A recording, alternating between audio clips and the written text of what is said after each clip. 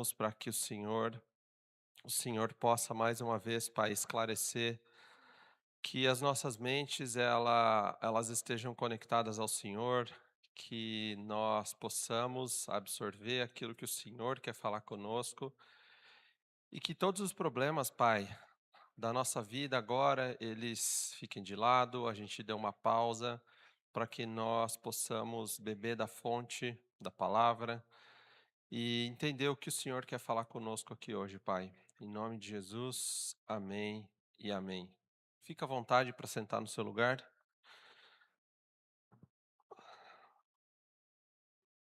Deixa eu ver se eu mandei tudo aqui. Gente, hoje é a nossa última aula do módulo e eu vou mandar aqui o link, deixa só um minutinho.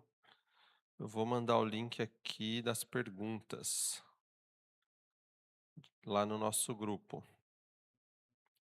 Só um minutinho, minutinho, minutinho. Colar aqui. Aí, link das perguntas. Bom, eu não podia deixar de começar essa aula dando um testemunho de que eu recebi um livramento, mais um, gente. Olha, já não basta 3 carros ter dado PT, já não basta. Quase tive um quarto mês retrasado, estourou um pneu do caminhão e voou no para-choque do carro. Quase tive um quarto PT de carro. E aí Deus me livrou de novo. E antes de ontem, fui sair, descer uma escada com o Martim no colo, fui sair de uma, como é que chama aquilo? Acho que é jacuzzi, aquelas piscina alta, e escorreguei. Escorreguei com 4 degraus de escada de mármore. E tenho as marcas aqui, braço, perna, aqui, tudo. Mas graças a Deus não aconteceu nada, assim, milagre, milagre mesmo, porque minha esposa viu. Por instinto eu virei de lado, então ele bateu a cabeça no meu peito. E estava escorregadio ali, né? Então pisei a primeira vez e foi por Deus, irmãos. Então, dando um testemunho aqui. Gente, hoje é a nossa última aula do módulo, nossa aula 12. E como é um módulo onde a gente percebeu que tem várias questões que elas são mais delicadas, né? São questões que carecem de a gente olhar olho no olho, parar, refletir. Então essa aula vai funcionar de 2 formas, tá?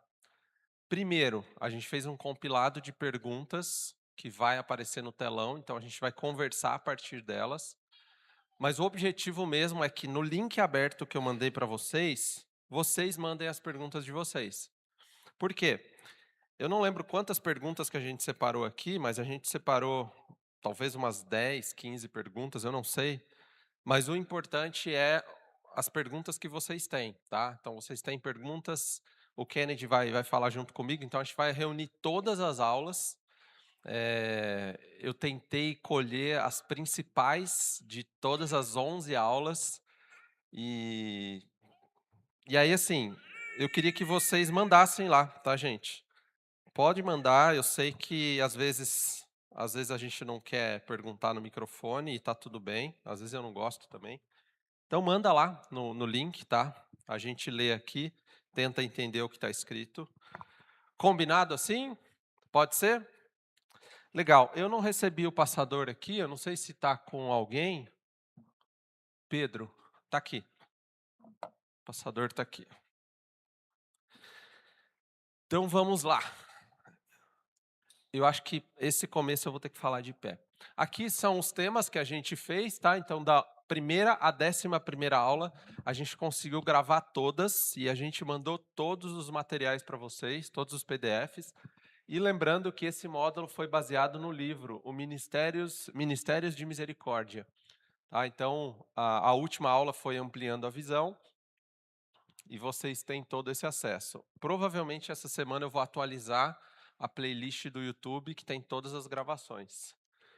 E aqui, relembrando só o texto que dá título a esse livro e a esse módulo, que é o texto que está lá em Lucas 10, 25 a 37. E aí eu vou reler ele e a gente começa, tá bom? Certa ocasião, um perito na lei levantou-se para pôr Jesus à prova e lhe perguntou: Mestre, que farei para herdar a vida eterna? E aí Jesus fala: O que está escrito na lei? Em outras palavras, você está me perguntando, mas você já tem isso. Isso me lembra muito aquele tipo de crente que está o tempo todo buscando revelação, sabe? Ah, eu vou na igreja da revelação, eu vou no irmão da revelação. A maior, principal e mais confiável revelação está nas Escrituras. E toda e qualquer revelação que não se enquadre com as Escrituras tem que ser descartada, jogada no lixo, tá, irmãos? A Escritura é o nosso parâmetro primeiro. Então Jesus responde assim: tá bom, você está me perguntando aí, mas o que está escrito aí? Está na sua mão. Em outras palavras, ele diz: está na sua mão, abre aí, abre aí. Aí ele sabia como você lê, né? Ele respondeu: ame o Senhor, seu Deus, de todo o seu coração, de toda a sua alma e de todas as suas forças e de todo o seu entendimento, e ame o seu próximo como a si mesmo. Jesus disse para ele: você respondeu corretamente. Tá aí a resposta. Agora faz isso e você vai viver. Mas ele, querendo justificar-se, perguntou a Jesus: E quem é o meu próximo? Em resposta, Jesus então conta a parábola que a gente conversou aqui. Um homem descia de Jerusalém para Jericó quando caiu nas mãos de assaltantes. Esses lhe tiraram as roupas, espancaram-no e se foram, deixando-no quase morto. Aconteceu estar descendo pela mesma estrada um sacerdote. Quando viu o homem, passou pelo outro lado, e de igual modo um levita chegou àquele lugar, viu-o e passou pelo outro lado. E aí percebam que esses dois aqui são as referências de cristandade, não é cristandade, né, mas de pureza da época. Era o levita, que o levita ele nem se contaminava, tá, gente? Ele servia no templo. E tinha aqui o sacerdote, que é, em outras palavras, o pastor do nosso tempo. Ou até mais, né? Porque o sacerdote era quem recebia de Deus, falava, ele intermediava o que Deus falava entre o povo e Deus. Só que aí, no versículo 33, mais um samaritano, estando de viagem, chegou onde se encontrava o homem, e quando o viu, teve piedade dele. Aproximou-se, enfaixou-lhe as feridas, derramando nelas vinho e óleo. Depois colocou-o sobre o seu próprio animal, levou-o para uma hospedaria e cuidou dele.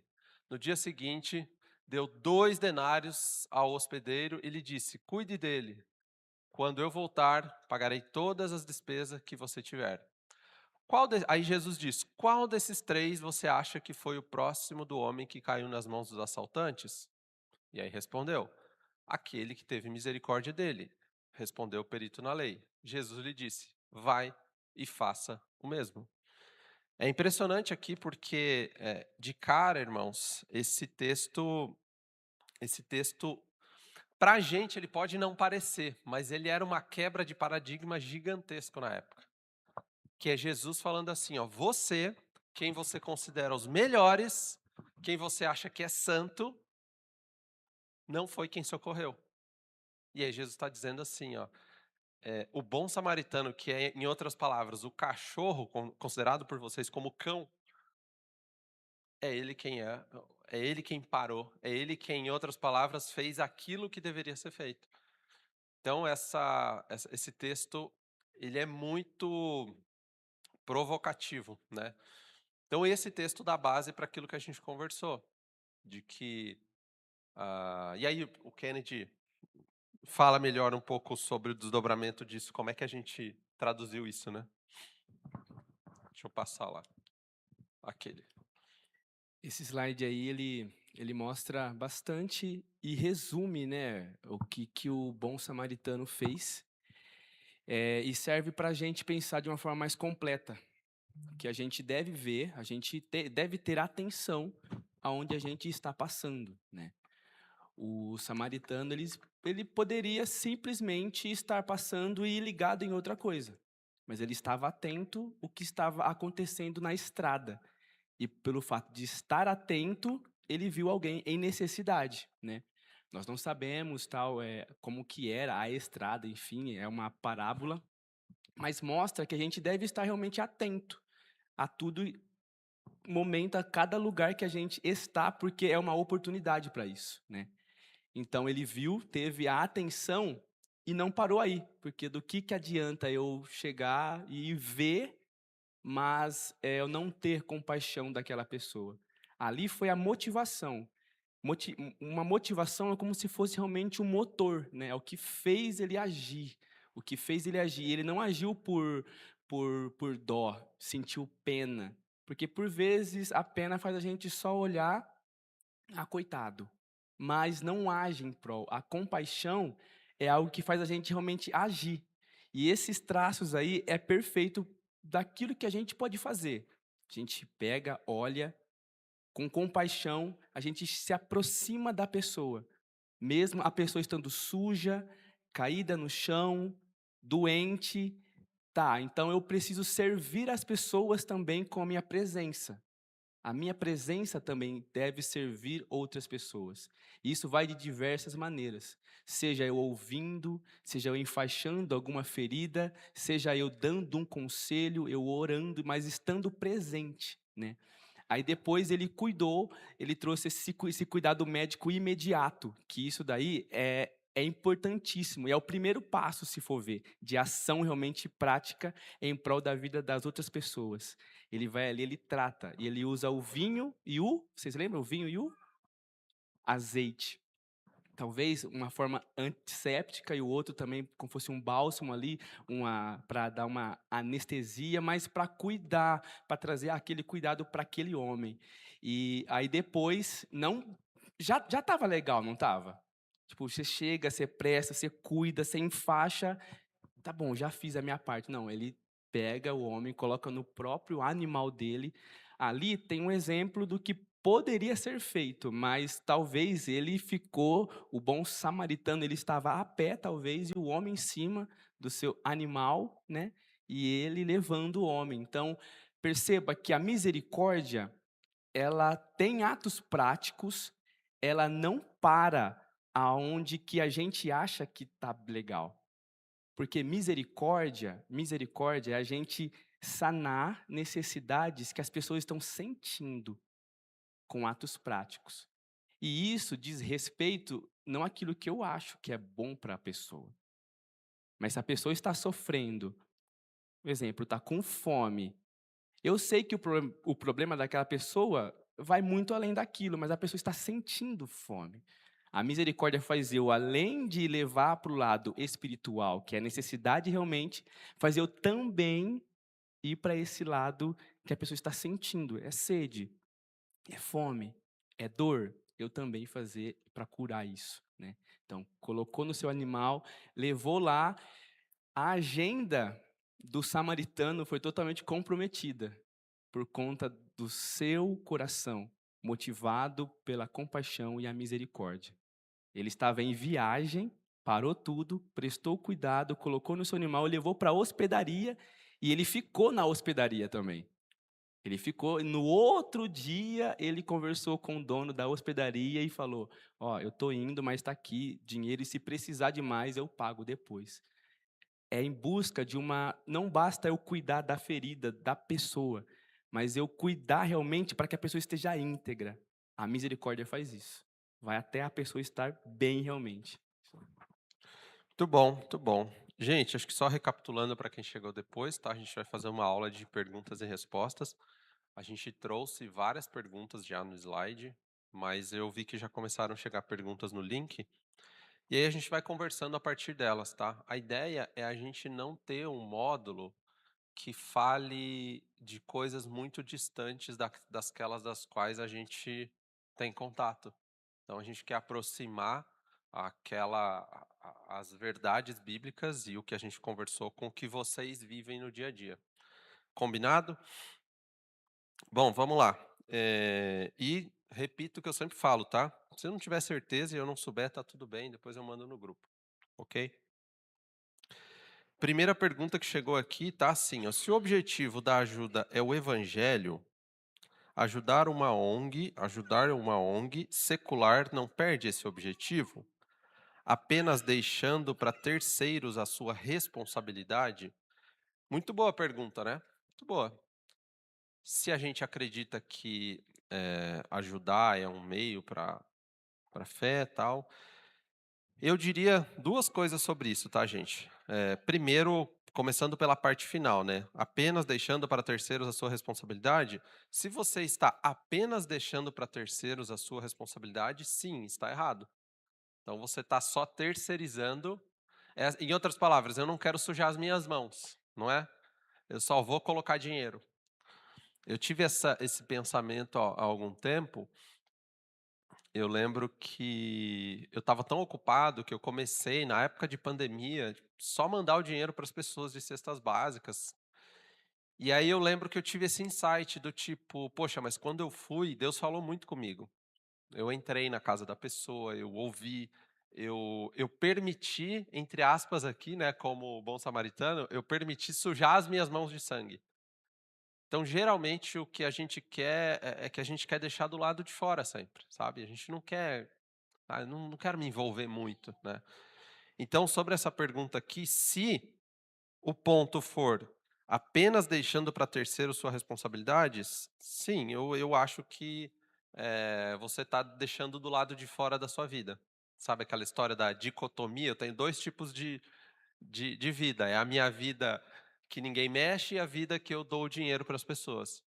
Aí, assim, é muito distante do que Cristo fez, né, porque Cristo podia ter enviado um salvador aqui, que não fosse ele, não é verdade? Ah, eu vou me envolver com isso? Eu não, vou vou mandar um anjo aqui, o Miguel, né. Deixa eu mandar o Miguel para morrer por vocês aqui. Mas não foi isso que ele fez. Mas a primeira parte da pergunta, se o objetivo da ajuda é o evangelho, ajudar uma ONG secular não perde esse objetivo? Eu diria assim, gente, essa pergunta ela não é simples, mas, sempre que possível, a gente precisa ajudar, em locais onde você conhece o fim, sabe. Então eu não sei você, mas eu já ajudei no passado uma ONG que depois eu descobri que, assim, eh, não era a melhor possível. Não houve escândalos ali no meio, descobri depois, né. Mas é sempre importante que nós investiguemos aonde a gente está doando, sabe. Como é que esse dinheiro está sendo usado. E se possível, gente, se possível, vou dar um exemplo aqui da nossa igreja, tá. A nossa igreja não é uma ONG, mas ela tem um projeto social muito relevante que é o Missões Urbanas. O Hélio tá com a camisa ali, ó, propaganda. Tem lugar melhor para você investir do que num projeto onde eles estão levando entre aspas, eles estão atraindo lá. Então, um bairro carente, geralmente é um bairro onde eles estão precisando de meu irmão vai cortar cabelo, ele falou que a fila é tão grande que ele sugeriu fazer um curso para levar mais pessoas para cortar cabelo. E aí imagina que eu sou o cabeleireiro lá do Missões Urbanas, enquanto eu estou cortando é igual o dentista, né, a pessoa tem que ficar parada ouvindo ali, é que o cortando o cabelo ele ainda pode falar, né, o dentista, acho que acabou com a merda, dá pra você evangelizar sem questionamento, né. Aí a pessoa vai questionar: "Não, acabou, acabou aqui, já deu". Mas mas olha só que lugar interessante de a gente depositar a nossa confiança, porque ali a gente sabe que o evangelho está sendo pregado e que a mensagem ali é assim, ó, você está tendo um pouco de refrigério aqui, ó, existe um lugar, existe uma pessoa onde o refrigério é definitivo. Isso aqui é só uma parcela. Então, acho que mais do que ajudar ou não ajudar numa ONG secular é certo ou errado, acho que mais do que isso é a gente investigar, o fim pelo qual a gente está dando para os nossos recursos, sabe. Será que uma ONG secular é o único lugar que a gente tem para abençoar pessoas? Nós como cristãos em missão, entende? Então, acho que para mim não entra se é certo ou errado, tá, eu acho que entra muito sobre propósito. Quer falar alguma coisa? E pensar nisso também é pensar em que isso pode ser ampliar aquilo que a gente já está fazendo ou deveria estar fazendo, que é a nossa vida mais ativa também, né. Então eu posso ajudar, um exemplo nos missões urbanas, mas deve ser um somente ampliando aquilo que eu já faço, e não só aquilo, né. É igual teve uma vez que a gente ouviu que meu coração ficou com uma raiva quando eu ouvia isso, que era assim, parte de missões, né. Gente, se você não puder fazer nada, doa o seu dinheiro que tá tudo bem. Tipo, não, tipo, eu tenho que fazer também alguma coisa. Ah, se você não pode ir, dá o dinheiro para quem vai e você tá tranquilo. Não, eu tenho que fazer alguma coisa também. Então, ajudar ONGs, missões urbanas, você deve ampliar aquilo que no nosso dia a dia já está sendo feito, acontecendo, né. O irmão Andreas tem Andrés? Paz, irmãos. Elias, eu fiquei pensando na ONG do escândalo. Mesmo que você tenha uma ONG que você saiba que não é envolvida em escândalos, que é uma ONG até correta, tudo mais, e também não é citado isso no Bom Samaritano. Eu acho que a misericórdia, claro, sempre é importante, mas eu acho fundamental que no final ela converja para Cristo. Que Cristo seja mostrado, ó, estou aqui te ajudando, mas porque Cristo me amou primeiro, eu vou te amar, entendeu? O bom samaritano também não falou nada que, vou agora falar do evangelho pro ferido aí, né? Mas eu acho importante para nós não, né? Para quem está recebendo ajuda, que ela saiba que estou sendo movido pelo amor de Cristo e é esse amor que eu quero te passar com essa ajuda. Não é coisa minha, eu não quero crescer, não importa que ele cresça e eu diminua, mas que o evangelho seja demonstrado nessa ajuda, nessa misericórdia. É isso aí. Objetivamente é isso que o irmão Andreas falou, tá, gente? Objetivamente é isso. Nós estamos em missão. Então, todo e qualquer movimento que a gente faz precisa ser intencional. Intencional, ele diz sobre isso, né? Como é que a gente usa bem os nossos recursos. Teve uma outra pergunta que chegou aqui. Mandem, tá, gente? Acabando essa aqui, a gente vai para as nossas lá do slide. A caridade ou a compaixão é um dom?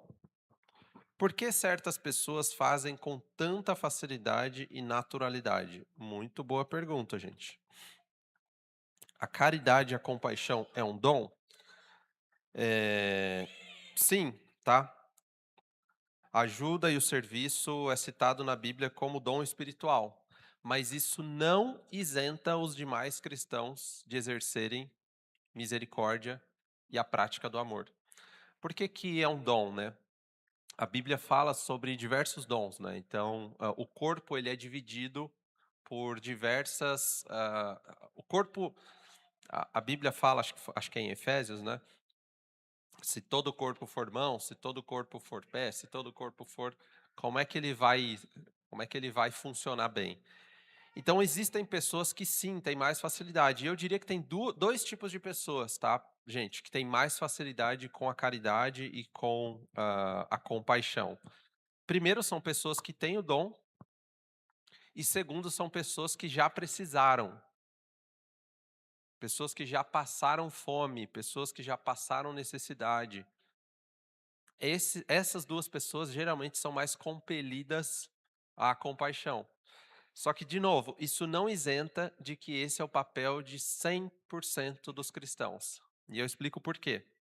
Porque se de Cristo recebemos do Espírito, se de Cristo recebemos a consciência de que fomos alcançados mesmo sem merecer, a resposta disso, ou o resultado disso, é que nós também façamos isso.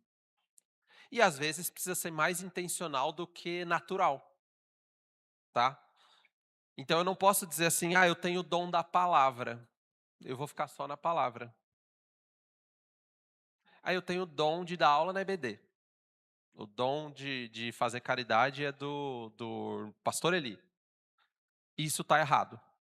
Está errado, porque nós fomos chamados, e inclusive eu termino falando do texto de Jesus.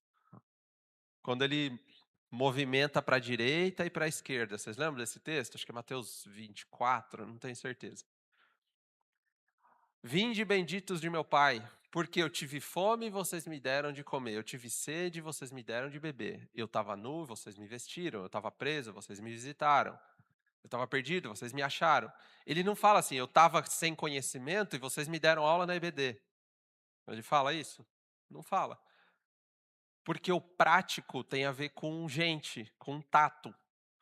Então, mesmo que eu tenha pessoas que têm o dom da palavra aqui, o pastor, isso me isenta de pregar o evangelho? Isenta? Não, né? Tem pessoas que têm o dom da diaconia, que fala, diaconia de serviço. Isso me isenta de servir outras pessoas? Não. Ok? Então, ao mesmo tempo que é um dom, é um dever também, É um né? chamado. É um chama e também tem a questão, né, da pessoa que realmente experienciou a graça e entendeu a graça, né, que viveu isso, de estar precisando e se sentir agraciado, foi tocado e compreendeu a graça de Deus. Quanto mais alguém compreende a graça de Deus e internaliza isso, passa a ser da identidade dela também fazer a mesma coisa, sabe? Também ir às pessoas e se conectar, né? Sim. E aquilo que eu comentei, né? Os dois tipos de pessoa, quem tem o dom ou quem já precisou, né? O crente sabe que ele não vale nada. Quem acha que vale alguma coisa ainda está no modo religioso de ser. O crente sabe que ele não vale nada, que ele foi amado, que ele foi querido, que ele foi salvo e que apesar dele mesmo, Deus o amou. Sabendo disso, ele não consegue olhar para os outros e ser indiferente. Ok? Tá, vamos para a primeira pergunta. As de vocês são mais legais, gente. As nossas perguntas aqui, elas são meio pergunta de aula, né? As perguntas de vocês são mais legais. Então, mandem. Sobre a motivação correta, por que a compreensão da graça é indispensável para o ministério de misericórdia? E aí a gente traz aqui, depois vocês vão ter acesso ao material para ter essas respostas, né? Então, sem a graça, a misericórdia torna-se um legalismo, um paternalismo ou gera cansaço. Lembra que a gente falou que se a misericórdia não brotar, se ela não for verdadeira, eu vou me cansar de ajudar as pessoas, gente. Ou, aliás, né, os 3 pontos ali são muito bons, que é assim, né? Ou é legalismo do tipo, eu faço porque a lei manda, porque a Bíblia manda, porque o pastor manda. É só por isso que eu faço. Aí eu me torno um legalista. É obrigação. Ou por paternalismo, eu me sinto superior a você. Então eu faço logo porque eu estou acima de você. Então eu vou, calma que eu vou cuidar de você, tá? Eu vou cuidar de você. A ideia do paternalismo é isso. Ou aquela do tipo, não, eu vou fazer mesmo porque acho que tem que fazer, só que isso não tem uma consciência da graça, de que eu fui aceito primeiro. Logo, o que eu vou fazer? Eu vou ficar cansado. Ou você não merece, você não está merecendo o que eu estou fazendo. Tá? Então, e a verdadeira motivação é a gratidão. Ajudamos porque Cristo, sendo rico, se fez pobre por nós. É isso, né? Chegou mais uma aqui. Chegou mais uma? Chegou Então mais vai uma lá. pergunta. Até Só rapidinho. Sobre essa daqui, ficou claro, gente? Tá? Então, a motivação correta, porque a compreensão da graça é indispensável. Se a gente não compreender a graça de Deus, uma daquelas, ou a gente não faz nada, ou a gente vai agir de uma daquelas 3 formas. Tá? Não tem uma outra alternativa. Perfeito. A pergunta é: até quando devo insistir na ajuda a alguém necessitado?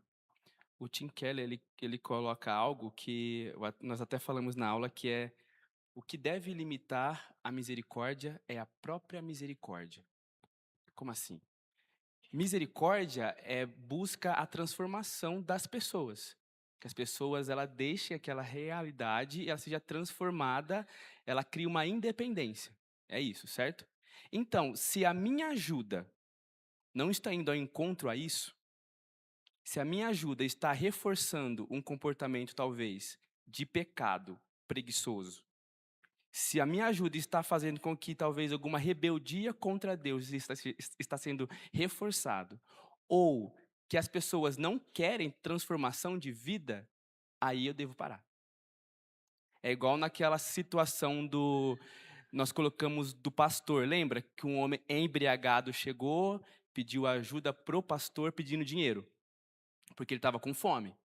Aí o pastor pegou, foi lá no restaurante com ele e entendeu a história do homem. E viu algumas falhinhas que ele poderia melhorar. Só que quando o pastor foi dar o toque de algumas coisas que ele tinha que mudar, ele não quis. E aí?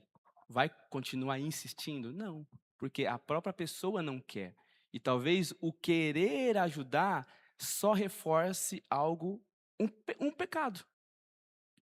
Que seja, talvez, o vício, que era nesse caso desse homem, um vício, corrupção também.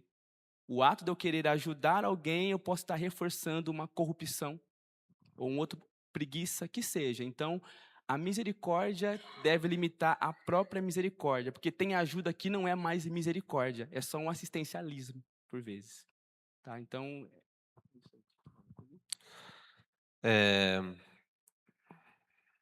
Tá claro esse ponto, gente? Vai ter uma pergunta melhor, vai ter uma pergunta lá exatamente sobre isso, e aí eu acho que eu discorro melhor, tá? Deixa eu levar o microfone aqui.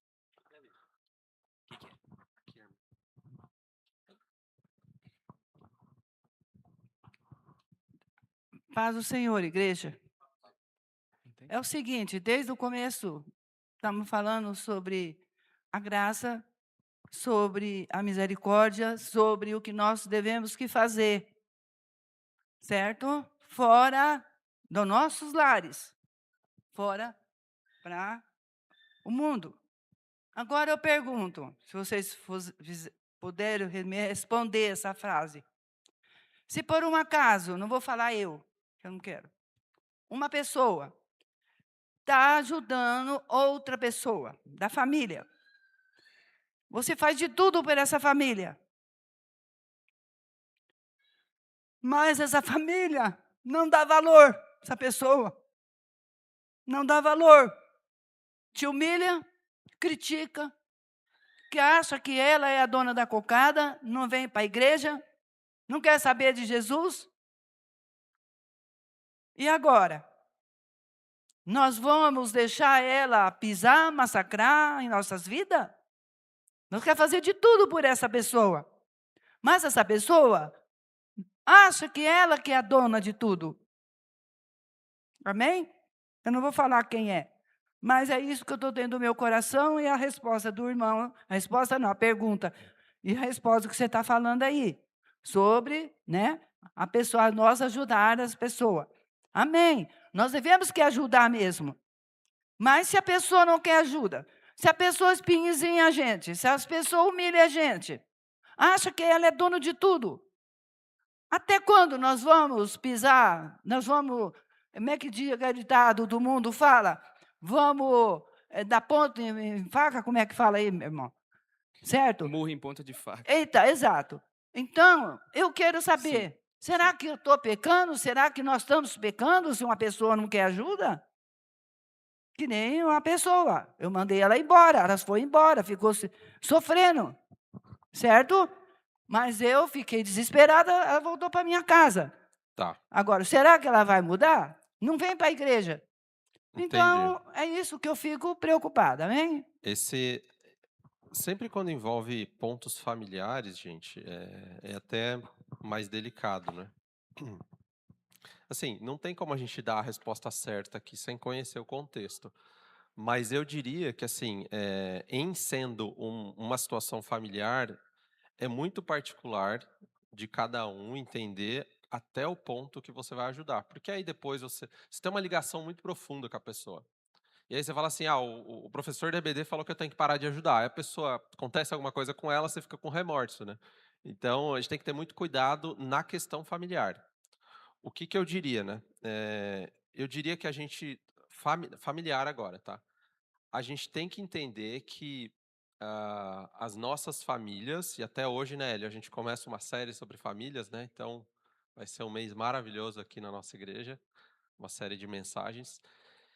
A gente tem que entender, gente, que a nossa família é um presente de Deus. Mas que presente ruim, hein, Deus? Pois é, para moldar o seu caráter. Inclusive, para moldar o nosso caráter. Às vezes a gente tem filhos. Gente, eu faço de tudo pelos meus filhos. O pastor de internet, assim, um pastor americano que eu gosto muito, ele teve 5 filhos. 2 dos filhos dele, gente, um é total pervertido e um outro é ateu, convicto e militante contra a fé.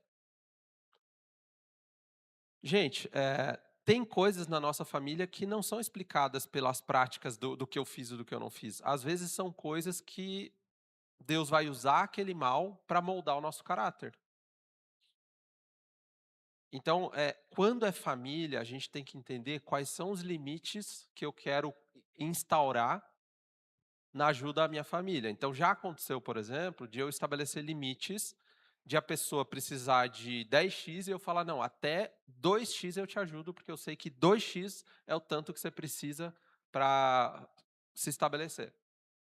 Ah, mas eu queria 10x. Não, até 2x e não precisa me devolver, tá? Até 2x eu te dou. Porque a gente tem responsabilidade, sim, mais diretas com a nossa família. Agora, como a irmã falou, mas está me pisando, tá? Aí tem muito, gente, tem muito de a gente ter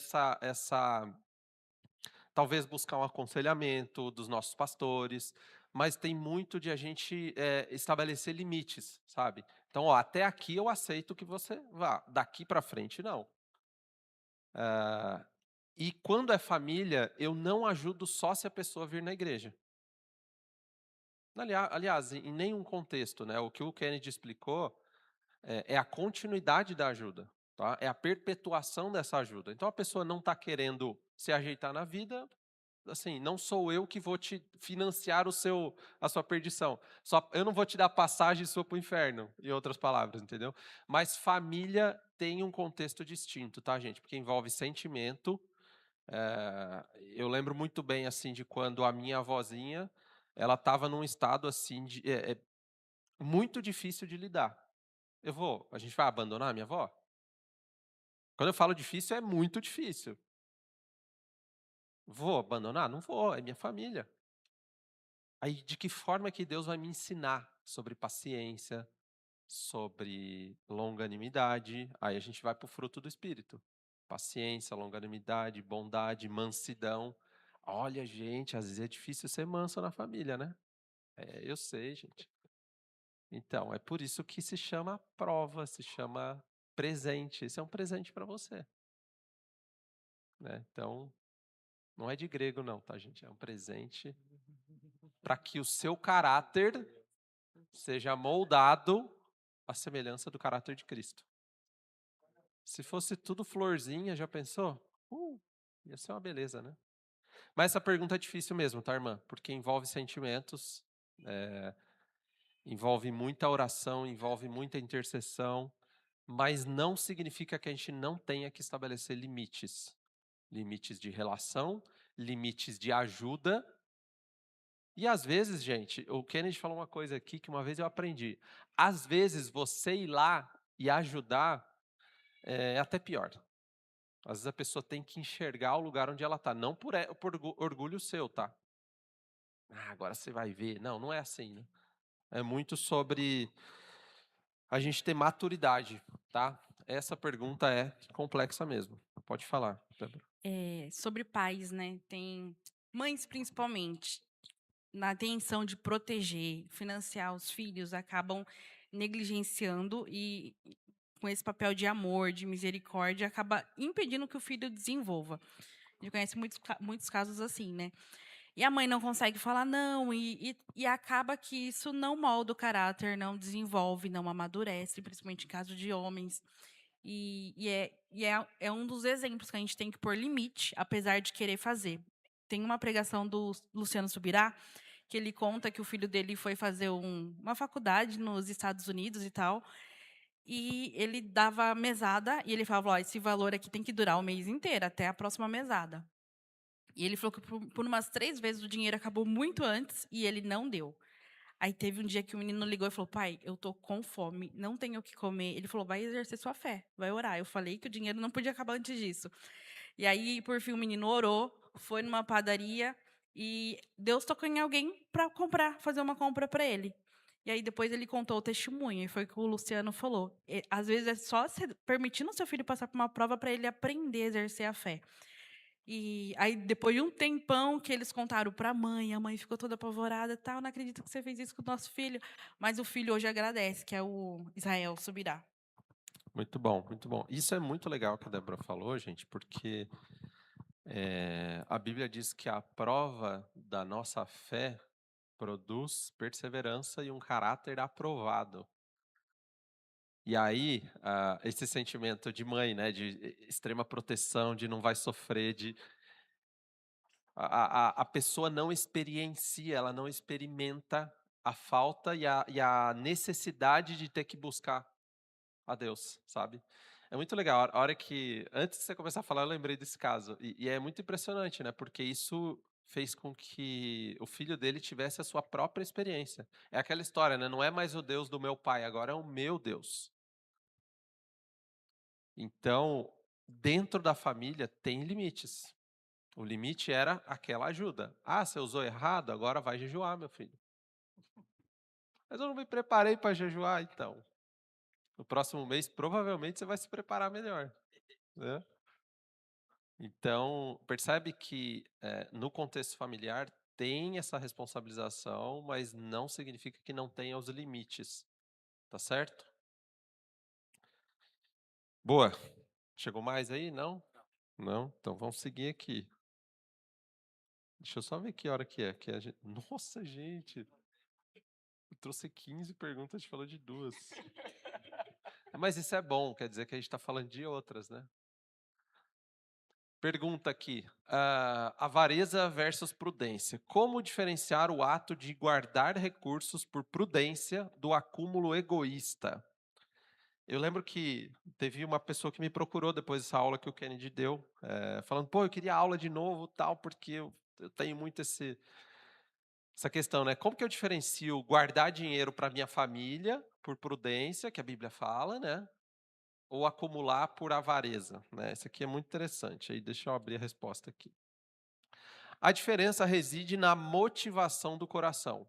Guardar por prudência é bíblico. Envolve planejamento, previne encargos para outros e sustenta a família. Já a avareza é um acúmulo movido pelo medo. E se faltar, ou busca por segurança e status, o que torna o dinheiro um ídolo, que substitui a confiança em Deus. Em outras palavras, né, se eu guardar dinheiro é por medo, sabe, aquela história, eu tenho medo do que vai acontecer, eu tenho medo do futuro, eu tenho... isso coloca a sua confiança na sua conta bancária, no seu dinheiro, o que torna o dinheiro um ídolo. Então, a prudência é importante. Eu não quero me usar de referência, mas assim, gente, a gente vive um contexto no mercado que tem muitas demissões, né? Acontece. E eu vejo pessoas que trabalham comigo desesperadas. Tem um menino que trabalha comigo que ele fica desesperado e ele tem muito mais recurso que eu. Muito mais recurso que eu. E desesperado com a possibilidade de ele não ter mais emprego amanhã. E aí o ponto é, onde é que está a nossa confiança? O Deus que nos deu, ele não nos sustenta? Hã? Então, esse é o ponto. Como que ele vai viver? Mas aí é que a gente vê onde está a nossa confiança. A nossa confiança está no dinheiro ou no meu empregador ou está em Cristo? Eu fiquei 4 meses desempregado, com esposa grávida, com contas altíssimas. E quando eu digo contas altas, não são as minhas contas de dia a dia, tá, gente? São contas de construção de casa. Quem construiu sabe o que eu estou falando. E assim, eu estava construindo uma reserva, uma vida, você pode chamar do que você quiser. Foi tudo por água abaixo, em 4 meses. Aí eu começo a entender hoje, depois de 2 anos e meio. Deus me ensinou muita coisa, gente. Muita coisa. Muita coisa. Eu recuperei? Não, provavelmente vou demorar mais alguns anos ainda para recuperar. Mas quando a gente... lembra da história dos 10 espias? Aqueles 10 ficaram morrendo de medo, com razão, gente. Eu preguei aqui no culto de quarta-feira, e é engraçado que às vezes eu começo a contar a história, a pessoa acha que eu estou dando razão para os 10 espias. Até o ponto que eu falo, pera. Mas eles tinham medo porque tinha exércitos preparados. Eles eram os escravos. Eles levaram 6 meses para chegar do Egito até a porta de Canaã, se eu não estiver enganado. 6 meses. E eles entram para espiar e falam assim, tá cheio de exército armado até os dentes, eles chamaram de gigantes, os filhos de Enaquins e tal, tal, tal. O quê? Eu não vou entrar, não. Estão errado, gente? Não. Mas aí até você ver quem tem fé. Josué e Caleb falam assim, ó, nós vamos entrar porque essa terra é nossa. E mais, ele fala assim, nós vamos comer eles como se fossem pão. E aí você fala assim, ué, pera, tá bom, quem é que a gente serve? A um Deus que é maior do que esse exército. Percebe? Então, tem muito mais a ver não com o tamanho do negócio, porque é grande mesmo, o desafio é grande mesmo, gente. Golias era muito maior que Davi. O lance é, aonde é que está depositada a nossa esperança? Então, eu vivo em busca de segurança, a Bíblia nunca prometeu segurança para você. Aliás, pelo contrário, no mundo vocês vão ter aflição. Mas alegrem-se, ânimo, porque eu já venci o mundo. Entende? Então, assim, fácil não vai ser mesmo, gente. Toda vez que eu penso nisso, eu falo, nossa, gente, eu queria tanto que fosse menos, né? Eu não sei vocês, gente, mas às vezes eu fico pensando assim, nossa, o último problema foi tão cabeludo que como será que vai ser o próximo? Não interessa, gente. Aí a gente lembra do Salmo. Ainda que eu ande pelo vale de sombra e de morte, eu não temerei mal algum. Por quê? Porque tem dinheiro na conta?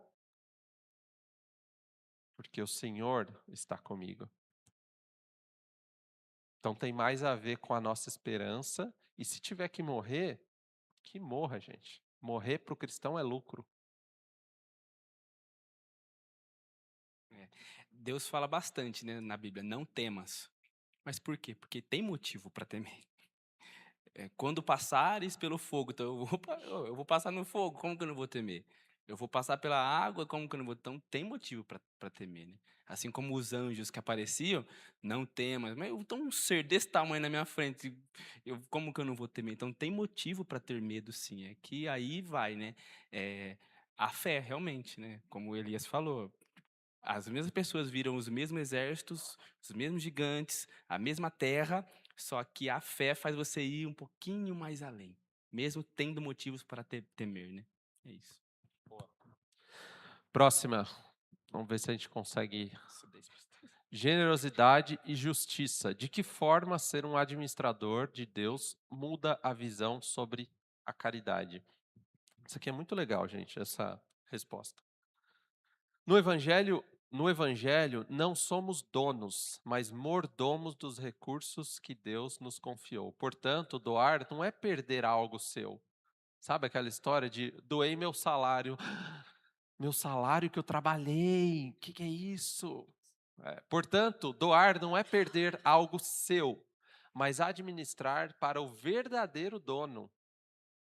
A ajuda ao necessitado deixa de ser um gesto opcional de caridade e passa a ser um ato de justiça, reconhecendo que parte do que temos pertence, por direito divino, aos pobres. Isso é pesado, né? O meu dinheiro que eu trabalhei. Já ouviram essa? Trabalhei 30 anos.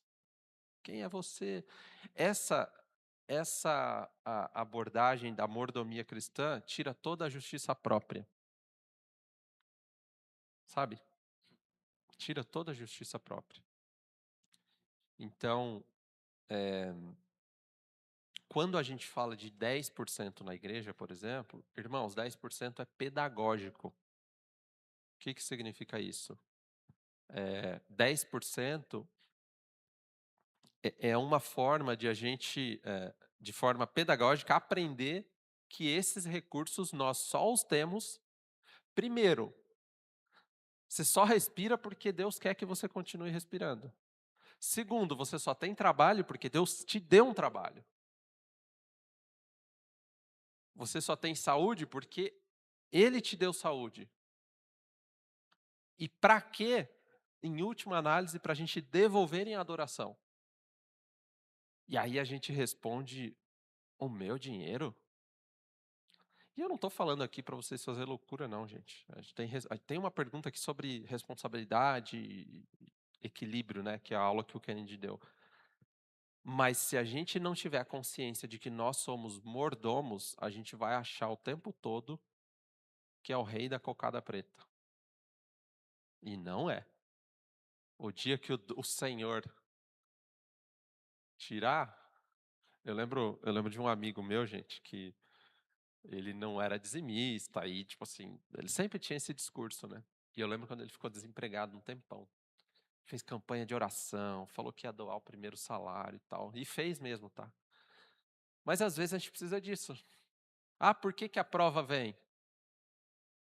Para modelar o nosso caráter à semelhança do caráter de Cristo. Porque toda vez que a gente começa a achar que é alguma coisa, a misericórdia de Deus às vezes toca na nossa coxa e a gente fica manco.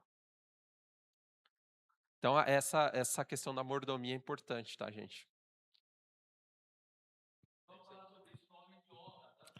Isso é bom. Meu Quem Deus. estava dormindo aí, ó. Jesus. Quem estava dormindo aí, ó, homens de honra. Isso é muito importante, gente. Muito importante. Mordomia cristã. Desperta Obrigado, tu que Hélio. dormes. Obrigado, Hélio. Eu estava pensando como é que eu ia fazer. Eu tinha um professor que quando alguém dormia, ele jogava um giz na parede mais perto, assim, ó. Pá! Mas brincadeiras à parte, se tiver com sono, irmãos, levanta, toma uma aguinha lá, ou eu pergunto algo pro Hélio lá. Mas muito bom, Hélio. Essa consciência da mordomia corrige muitos aspectos da nossa forma de lidar com o dinheiro, sabe? Muito, muito, muito. É isso aí. É o meu dinheiro, é a minha vida, da minha vida cuido eu. Então essa consciência é importante. Tudo bem? Temos mais aí, Kennedy? Não, aqui tá... Sem dúvidas, gente. Não, né? Sem dúvidas. Bom, vamos seguir então. Algo sobre isso, Kennedy? Não, aqui tá perfeito, perfeito. Generosidade. Sabendo que tudo pertence a Deus, aí já muda todo o jogo, né? Isso aí. Próxima aqui. Opa, Pedro. Será? Tô me mexendo na cadeira aqui, porque não sei onde eu ponho esse joelho aqui que tá Pai do Senhor, ralado. gente. Se eu sou um administrador e eu não estou conseguindo administrar bem meu dinheiro, eu preciso primeiro administrar para depois ir para essa parte do direito divino aos pobres? Ou isso acontece em paralelo e vai indo junto? Deu pra Deixa entender? eu ver se eu entendi. Se eu tenho dificuldade de administrar? Suponha que eu estou gastando mais do que eu ganho, por exemplo. É, E aí eu tenho que primeiro manejar antes de Tá. ir para a direção do direito divino dos pobres. entendi. Muito bom ponto, tá? Primeiro que assim, né? A gente está gastando mais do que a gente ganha, já é um problema, né? A gente precisa corrigir rota e as únicas... Eu até falei até com o pastor Ismael sobre uns casos assim, há algum tempo. E, por exemplo, né? Eu hoje gasto mais do que eu ganho. Eu devo dizimar e continuar devendo no limite da conta? É uma pergunta que às vezes as pessoas têm e não fazem, né? E o que acontece, gente, que a irresponsabilidade nunca é um caminho promovido pela igreja. E o pastor me contou vários casos assim de pessoas que procuraram mesmo ele e falaram assim: "Pastor, eu tô com essa e essa dificuldade financeira, tá? Eu entendi e tal." E o pastor falou assim: "Quanto tempo o irmão precisa?" "Eu preciso de 6 meses." 6 meses, corrige a vida, depois voltava a dizimar. Agora, isso não é desculpa do tipo assim, eu vou viver loucamente, depois eu paro de dizimar, porque isso é pecado. O nome disso é pecado. E o dízimo não é só uma responsabilidade, o dízimo é um dever nosso. E por que dever, gente? Porque eu não sei se tem, tá? Eu não lembro agora se tem outra coisa na Bíblia que é elevado à categoria de Deus como dinheiro. Eu não sei se tem, tá? Acho que não. De entidade, uma coisa que é elevada à categoria de Deus. E o dinheiro é essa coisa. E a ideia do dízimo é todas as vezes você está dizendo quem é que manda nisso aqui. Quem é que manda nisso aqui? Não é o dinheiro, sabe? Tá. Então, sempre que a gente tiver a vida com a necessidade de organizar ela, de regrar ela, a gente precisa regrar a nossa vida, tá? Porque gastar mais do que ganha ou dever na praça, né, é pecado. Então, é pecado. E claro que a gente pode estar num estágio de em correção, daí tem que buscar ajuda. A gente tem, por exemplo, a igreja oferece aqui um curso só sobre finanças, a maneira de Deus. Então, acho que isso é importante, tá, gente? Até mesmo que nós aprendemos em uma das aulas que atos de misericórdia exige planejamento. É. Não é um improviso, vou ver se sobrar eu faço, mas é realmente pensar em um planejamento para que X porcentagem é para isso. Então exige sim uma administração, um planejamento antes, porque deve ser algo pensado, né? Algo realmente pensado. Eu tive um amigo aqui da nossa igreja que ele tinha 3 caixas de reserva. E eu lembro que um deles, eu não lembro que nome ele dava, mas era para abençoar pessoas. E eu lembro muito bem o dia que fundiu o motor do carro de uma pessoa aqui da igreja. E ele foi lá e tirou desse caixa. Ficou R$ 7.000 o motor. E ele falou assim: não precisa devolver. Porque não é de hoje que ele guarda nessa. Eu nem lembro quantos por cento, eu não sei como que era, tá, gente? Mas assim, isso é se planejar, sabe? É todo mundo que tem como dividir o salário? Não é, gente. Não é. É por isso que misericórdia não é só dinheiro, tá? Dinheiro é parte importante por conta dessa questão da nossa avareza interior, sabe? Mas se você tem recursos, eu brinco, né, que eu falo assim, Deus, eu tô pronto para ser rico. Eu entendi já. Eu já entendi, Deus. Deus, teu servo tá pronto, só falta a bênção. Mas brincadeiras à parte, o rico tem uma missão. Ele tem uma missão. Ele vai dar uma vida melhor para a família dele. Ele vai andar num carro melhor. Mas ele também vai abençoar mais pessoas. Proporcionalmente. Tem até uma pergunta sobre isso. A irmã? Sim. Tá com o microfone. Você está falando uma coisa, vocês dois, que mexeu muito com o meu coração. Meu esposo está vegetando, ele está doente, ele está numa clínica, algumas pessoas já sabem, já tem 11 anos, e ele que controlava tudo a vida dele, no dinheiro.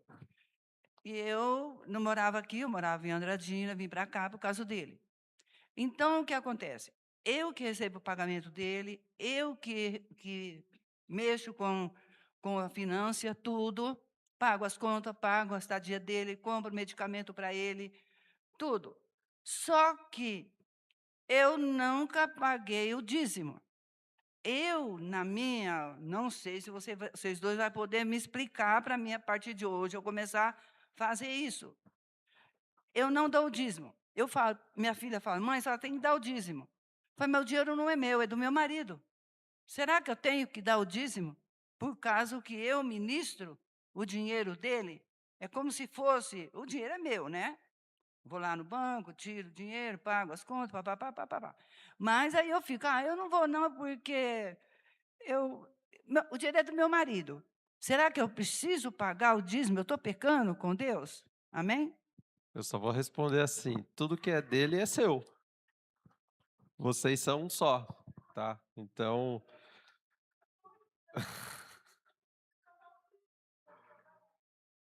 Tudo que é dele é seu, irmã.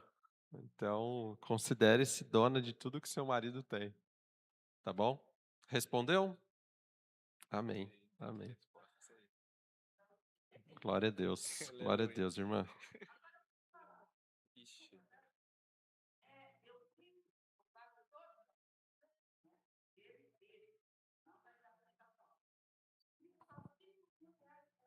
Se a irmã quiser,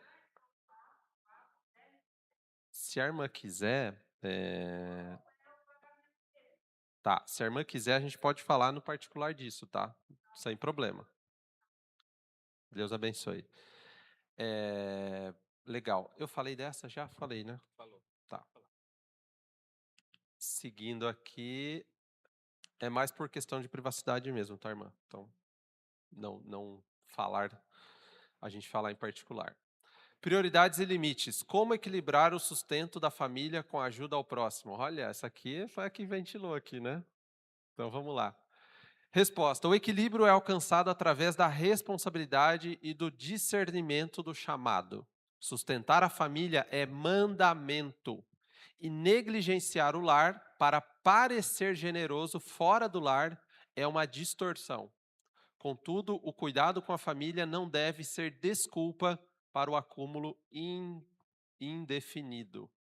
Deve-se avaliar a capacidade, os recursos reais, o desejo, a inclinação e a oportunidade, o que Deus colocou diante de si. Então aqui, gente, quais são as prioridades e limites? Prioridade é sua casa. Tem até outra pergunta sobre isso, né, Kelly? Deixa eu ver se é a próxima. Quer falar alguma coisa sobre isso? Não é a próxima, não. Eu não sei se, eu não lembro se vai falar, mas realmente é nós pensarmos primeiro em casa. Tem uma prioridade que o autor coloca, é casa, igreja, porque a igreja já tem todo um sistema para isso, e tem pessoas também dentro da igreja precisando, já tem departamentos para isso. Então é casa, a igreja, aí depois fora, sabe? Essa Isso aí. prioridade que a Bíblia coloca. Isso aí. E o exemplo disso é a igreja de Atos, né? Não faltava para ninguém e então eles faziam missão. Certo? Beleza. Tudo bem até aqui? Seguindo. O coração e o dinheiro. O que a gestão financeira revela sobre quem governa o nosso coração? O dinheiro é um termômetro espiritual. Isso aqui é legal também, gente. Onde está o tesouro, ali está o coração, como a Bíblia diz. Se a renda aumenta e apenas o padrão de vida sobe, o coração pode estar focado em conforto e status. Se a generosidade aumenta proporcionalmente, isso revela confiança em Deus. Percebe? Então aqui fala muito sobre será que eu estou ganhando 100 mil reais e dou 500 reais aqui de ajuda? Toda a ajuda que a gente dá, que assim, é insignificante naquilo que a gente tem de recurso, gente, é mera migalha, sabe? É mera migalha. Então, por isso que aqui fala sobre uma ajuda generosa, uma ajuda proporcional, lembrando que a nossa família é prioridade, que a gente precisa pensar também na nossa velhice, no nosso futuro, enfim. Então, acho que tem muito a ver com planejamento, tá? Beleza? Alguma coisa aqui, Kennedy? Boa? Tem um ponto aqui, né? A vida equilibrada é marcada por um coração livre, mãos abertas, casa organizada e confiança plena na provisão divina. Então, gente, acho que uma coisa importante de falar é assim, né? A gente precisa muito colocar isso em oração. É muito menos sobre o comportamento pelo comportamento, sabe? Porque comportamento pelo comportamento, a gente pode entrar numa questão da religiosidade, sabe? Então, por exemplo, se eu refletir, faz muito tempo que eu não abençoo ninguém, não ajudo ninguém. Acho que começar a fazer é um caminho, e eu acho que tem que ser, mas é muito sobre, em oração, falar: Deus, sonda o meu coração, revela para mim o que eu ainda não percebi a respeito. Por que que eu não sinto a necessidade? Por que que eu não vejo a necessidade do outro? Sabe, profundamente mesmo, para não ficar só um negócio de assim, na IBD falou e eu vou fazer. Porque o que a gente prega aqui, gente, não é moralismo. O que a gente prega aqui é transformação.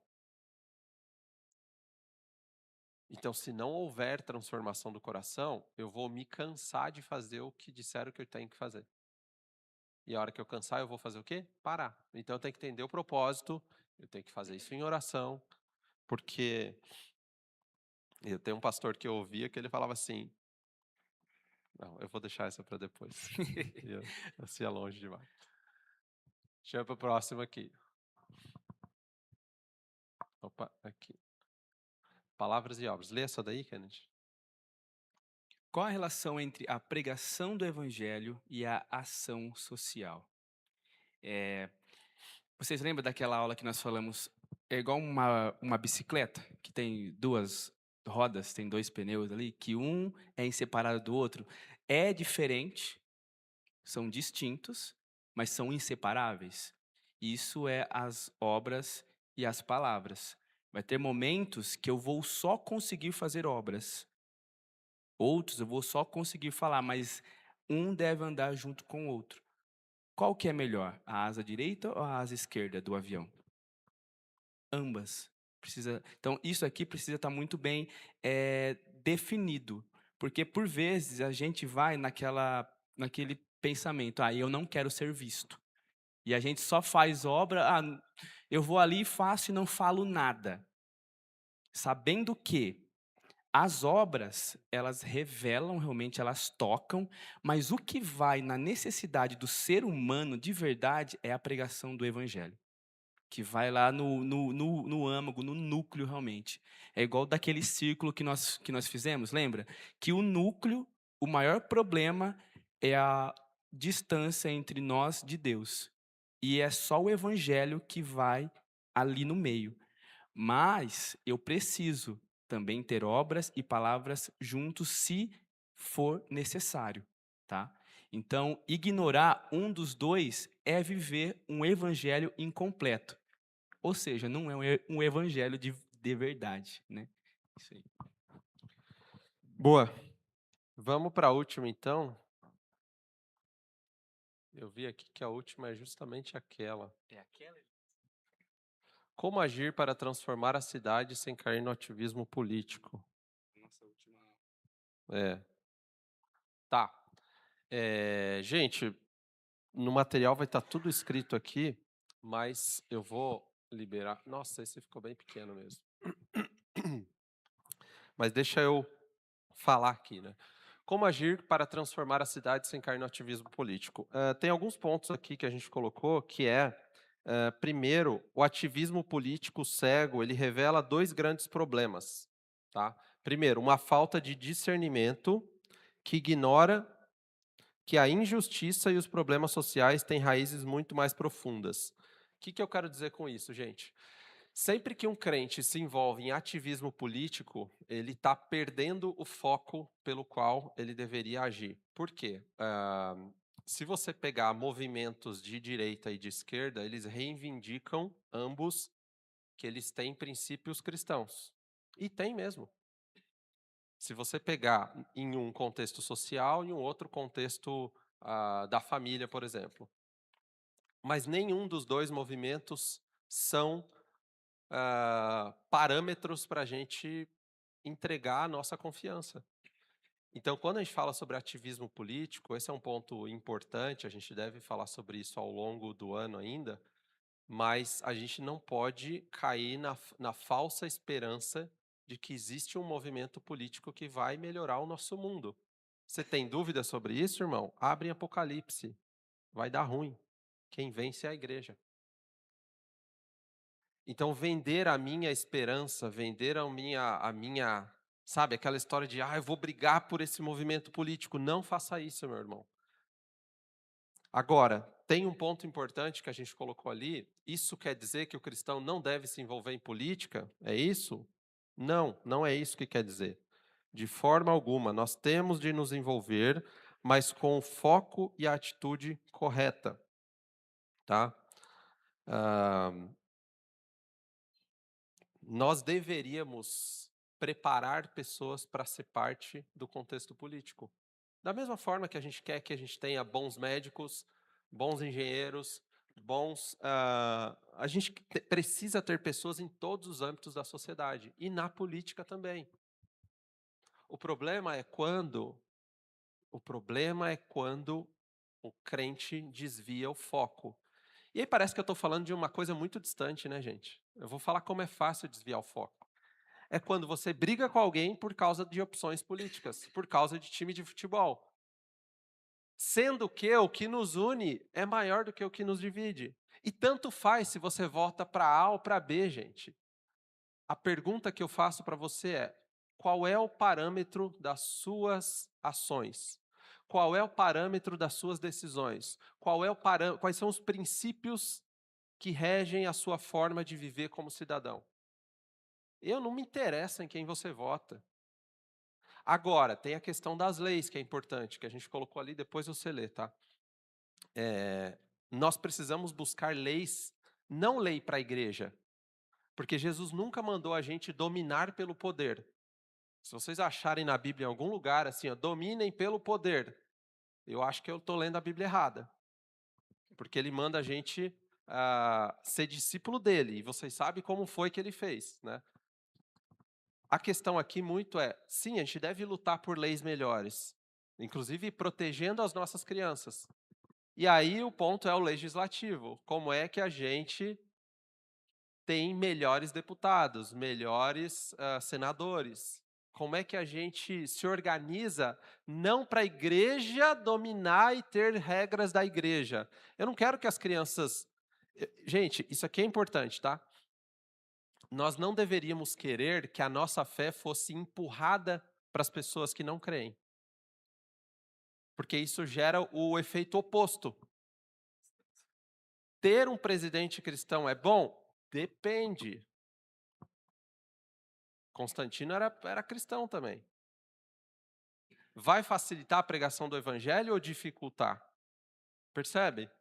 Então, o nosso foco deveria ser muito nas leis. Quais são as leis que estão sendo aprovadas para as nossas crianças na escola? E aí sim, como é que a gente escolhe melhores deputados, melhores senadores? Como é que a gente se organiza como comunidade para ter voz e não para ter dominância? Entende qual que é o ponto, gente? Isso aqui é muito importante, porque nós precisamos sim influenciar a nossa comunidade, mas não pelo poder. E aqui tem uma resposta clara ali, tá? O ministério cristão não deve apenas enfaixar as feridas, mas ir atrás daqueles que causaram os ferimentos e mudar as leis corrompidas. Percebem? Então, quando a gente fala do ministério de misericórdia, nós temos uma parcela importante na sociedade, mas nós não cremos, e eu vou falar isso sonoramente, tá, gente? Nós não cremos que há esperança em qualquer movimento político para o nosso país. Não há. Não há. E eu estou falando com ênfase porque eu sei que tem muita gente que acha que há. Acha que o movimento A, B ou C vai resolver as coisas. Não vai. Vai aliviar um lado e vai sangrar o outro. E é por isso que nossa responsabilidade primeira é como é que, como cristãos, nós nos tornamos equilibrados. Primeiro, o que é equilibrado? Cara, eu não vou brigar com ninguém por política. Não faz o menor sentido. Não faz o menor sentido eu tentar convencer alguém de política. O que eu mais disse no passado foi assim: qual foi a última vez que você gastou tanto tempo assim para evangelizar alguém? Aí você começa a perceber onde é que estão os ídolos dos corações. Então, repito, tá, gente? Devemos nos envolver, sim, como cidadãos, não como instituição. Como cidadãos. cidadãos crentes, que por meio de princípios, por meio de valores, tomam suas próprias decisões com consciências livres. Ok? Teremos provavelmente um encontro sobre isso esse ano ainda, tá? E acho que vai ser muito legal. E acho que vai ajudar bastante a gente. Gente, vamos mandar o PDF. Acho que faltaram 1, 2, 3, 4. Faltaram 4 perguntas. E aí a gente envia para vocês. Tá certo? Foi bom o formato? Foi? Tá, legal. Chegamos todos aqui já? Chegou todas as classes já ou não? Sim? Muito bom, gente. A gente estava na última aula hoje de perguntas e respostas aqui no nosso módulo do Evangelho. E no próximo domingo, então, a gente não tem aula, tá? Próximo domingo, Dia das Mães. E aqui a provocação para você é: qual é a surpresa que sua mamãe terá? Se é que você a tem, tá? Então, que surpresa sua mãe vai ter? Cuide da sua mãe é um presente de Deus para você. E por que que a gente não vai ter aula, gente? Porque a gente preza pela família também, tá? Então, se sua mãe não está aqui, visite ela, vá até ela, se possível. Então, no próximo domingo não teremos aula. E no outro domingo, nosso encerramento. O Léo me falou aqui sobre os indicadores, né, Léo?